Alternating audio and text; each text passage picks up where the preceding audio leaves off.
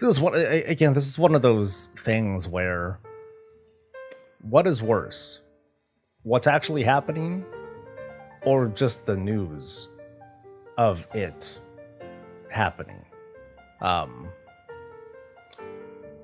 Marag says, "I get it. I get it, but also a lot of these are just taking the humor out."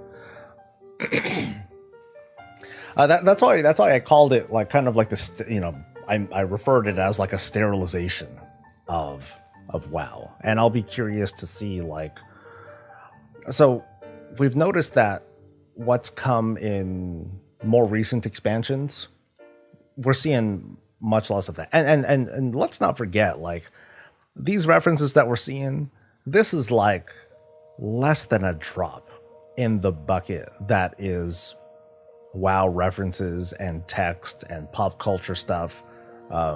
There's a shitload of it, and we drown in this sort of stuff. There's tons of flavored text and items with that tell stories, and the cinematics and yada yada yada. This is like 0.0 something stupid percent. It's insignificant. And I know it's wowheads, and other content creators like myself and all that. Like, there's a certain, we're compelled to talk about these things. People are compelled to find these things and investigate and report these things. But I also wonder to myself, like, two things. One, is it really that important to point out every single thing as it happens? But more importantly, why are we still data mining stuff? Why is Blizzard letting us data mine and then make news of things and then let us react to it for weeks, months even, before the stuff actually goes live? The problem I see with data mining and public testing is that it mentally wears people down. We know, we have access. We don't necessarily seek out everything. Not everyone looks at the spoilers and things like that. But I think mentally it just wears people out. It keeps the news. It keeps the worst news. In the news cycle. And I've talked about this numerous times. I'm going to keep talking about it, and unless they change it one day. Think of like Diablo 4. They'll do a quarterly update. I'm fine with that. I think that's great because it's controlled. Blizzard is controlling the entire narrative. They're keeping people in the dark with like everything else, and I think that's totally fine. Most other games will do the same thing. They will they'll have their private alphas and betas and that sort of thing. But for the most part, they're limited. Like, they're open for a little while and then they close the doors.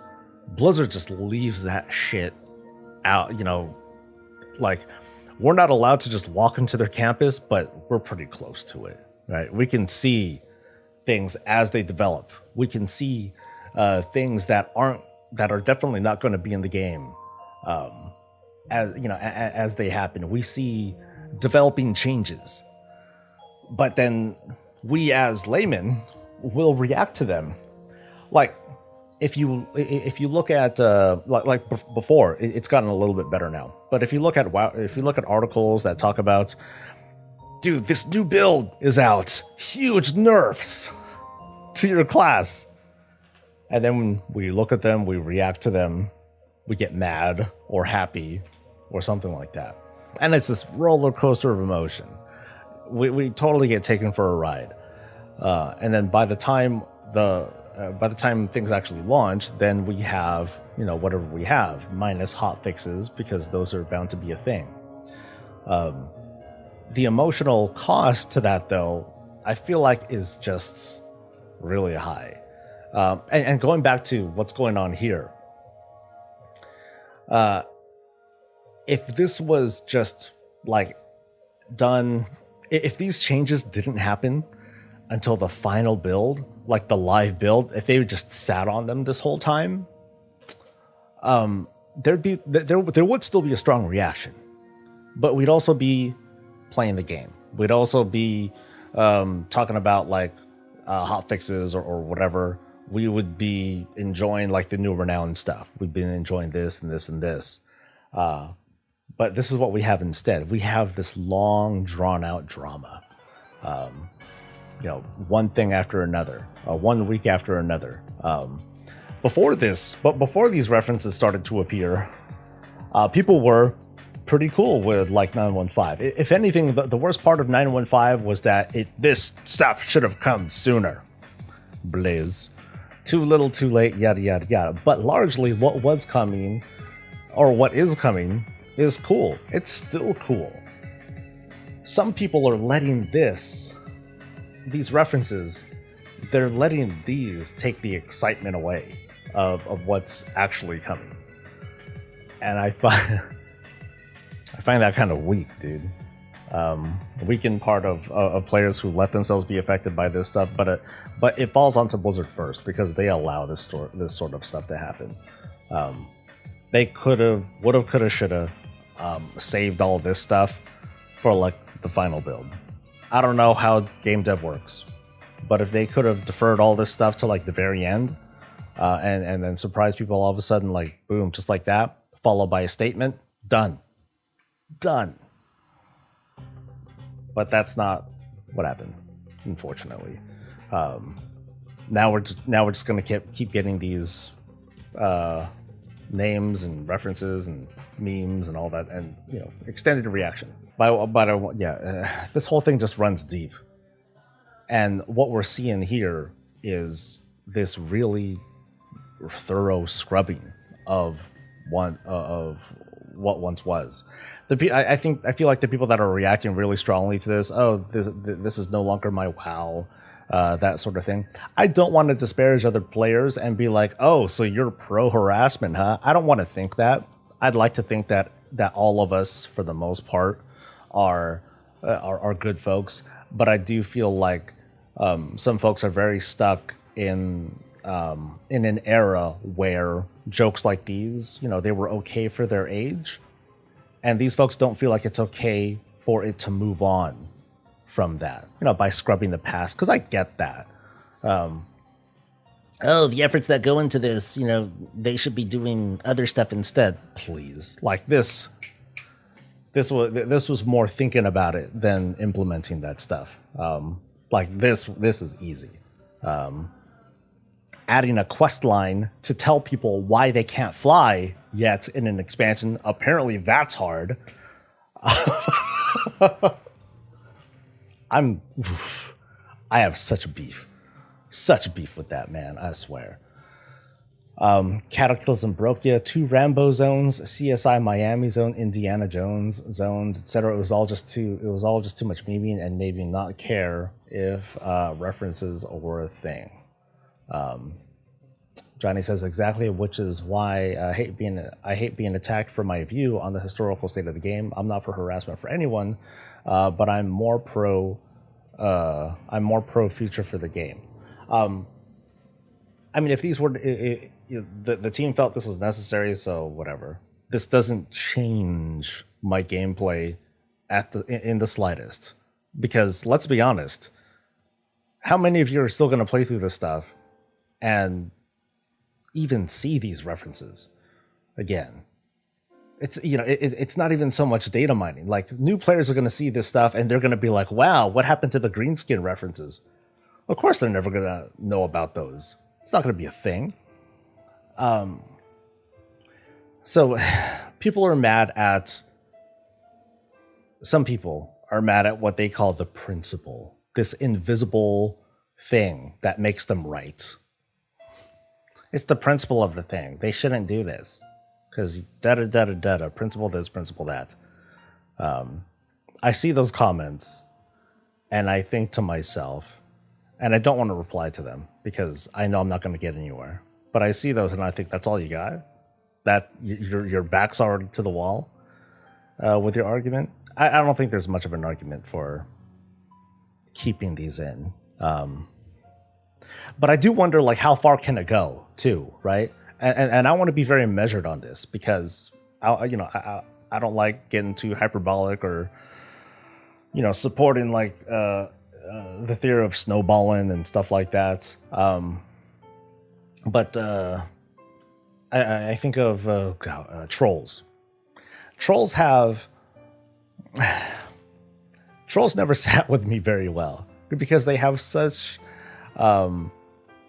I don't know, they have a certain vibe to them that it's like, oh, that's like an obvious like jungle tribal Jamaican sort of thing, and they're trolls and they're hunched and they dance a certain way, and they got tattoos and all that sort of stuff. So it makes me wonder, like, in a really broad sense, like, is that some sort of is that a race thing too? And I'd like to think no, because I think that trolls, they've created for themselves this whole culture, a very wide culture. Forest trolls, jungle trolls, the Zandalar trolls. I think Blizzard kind of saved themselves by creating like this really giant culture around this kind of progenitor race of elves. And trolls became elves. So there's, I think it's gotten much bigger than what anyone could say. Oh, by trying to simplify what trolls are, which is like just it's reference to a certain race or something like that. But I think that people might start talking about that if they haven't already. WoW has also a weird state. What I mean by that is, in fact, that the game can't be said to, this didn't age well because the game is still going on. No, that's true, but it's more like scrubbing history or something like that. The vast majority of the player base will be focused on feature driven content, which is where the majority of the change should happen. Which makes me wonder. Now, again, I get that Wowhead and other folks like me, we take it upon ourselves to report, hey, dude, these guys changed. These changes happened. What do you guys think? Leave a comment, like and subscribe. Stay safe, stay healthy, stay breezy, yada, yada, yada. When does it get... Is there such a thing as too far? I don't think so. I don't think there is such a thing as too far. I think I'm putting most of the responsibility and the blame on Blizzard for allowing this sort of 7-day news cycle that is the World of Warcraft. I think people are just getting worn out by the news, not even so much by the game, by the news. And I've criticized ourselves. I criticized the industry of WoW numerous times, like talking about how add-ons are going too far, how we're going too crazy with the guides thanks to data mining and things like that, and how we can change these sorts of things. But boy, I just kind of miss being ignorant about stuff. And I have to try really hard. Like some of the most fun that I have is when I go into something blind. If I go into a dungeon, so what's going on? I don't even look at the damn dungeon journal until I wipe a bunch of times, and I'm like, okay, let's take a look at this. Same thing goes for raids. I go in with the raid team. All right, so what do we do? The usual? Yup. Ready check. Bra ba bum. And then we just go in, and I'm like, all right, guys, take a look at the debuffs. Look for things that find out what killed you. Check out your death logs, and let's learn some stuff. That's the game, right? To me, that's one of the many ways that I feel like I enjoy WoW differently from other people. By not spending so much of my time reading stuff up, looking at reactions, and instead just putting my boots on the ground and experiencing it. Which sounds really awkward coming from me because I make guides, I report stuff and things like that. But I could still, but I'd like to think that I'm unique because I can still enjoy things a certain way and kind of flip that switch and turn things off. There is such a thing as too far, in my opinion. Data mining is that issue because people just don't need data mining in 2021. Guides and add-ons ruin the game too. I'd like to think. I don't think I think guides and add-ons they ruin people. I'm kind of I'm a little averse to, especially raid and dungeon guides and stuff like that. I'm a little averse to the notion of like mythic dungeon tools. That I'm, I don't know if I want to say I'm okay with it. I don't use it myself, but I rely on the team to use it for me or whatever. Add-ons are different though. I think add-ons they've definitely done things to like improve performance for players. It improves, as opposed to good old remembering things, or having call outs, or just relying on the game to give like emotes and visual indicators. I feel like people have kind of lost sight of those and how useful they actually are. When seeing those visual indicators or seeing emotes on, stuff in the chat boxes that end up being posted on screen. I think WeChorus has done a lot to kind of play the game for people, and now people are just kind of following an instruction manual. It's not even so much people are looking at the game; they're looking at a UI to look at all the different bars and charts and stuff and trying to map that stuff out, which is important for like the race to world first. I totally get that because they're trying to maximize every little thing that they got.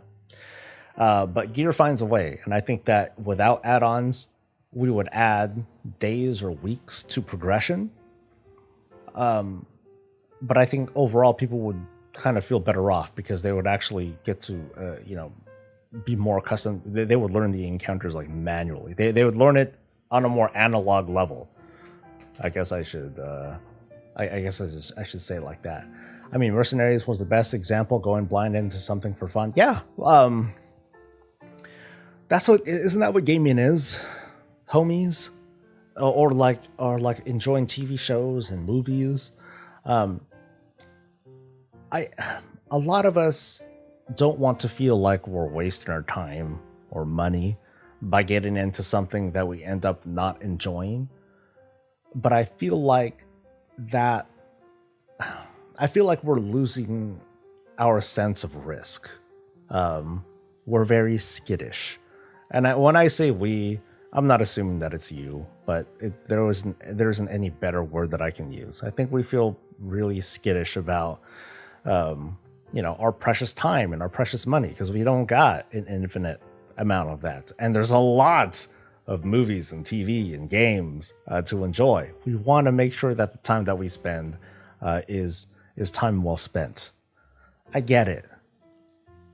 But I think that fear of risk has created... I fear that it's diminishing our ability to just enjoy things or to be surprised by things. Ooh, you want to try that restaurant? Let me check that Yelp review really quick, because who knows? Maybe that's a bigger deal for folks. It's I think it's a weird world that we live in these days. Managing risk. My time is important. Respect my time. That all these things that are all these little phrases that are going around. What about just diving in and not knowing what you're getting into? And I try to do that with some of the streams that I've been doing lately, with testing some different games. Like, if you guys have watched me play 12 minutes, that was like 5 or 6 hours of like madness and frustration in part of Fellplague, if he's watching still. But it was fun. It was fun. I got to react to things. I didn't look for help or anything like that, and I had a good time. And like, for some folks, I wonder like, what happened to that?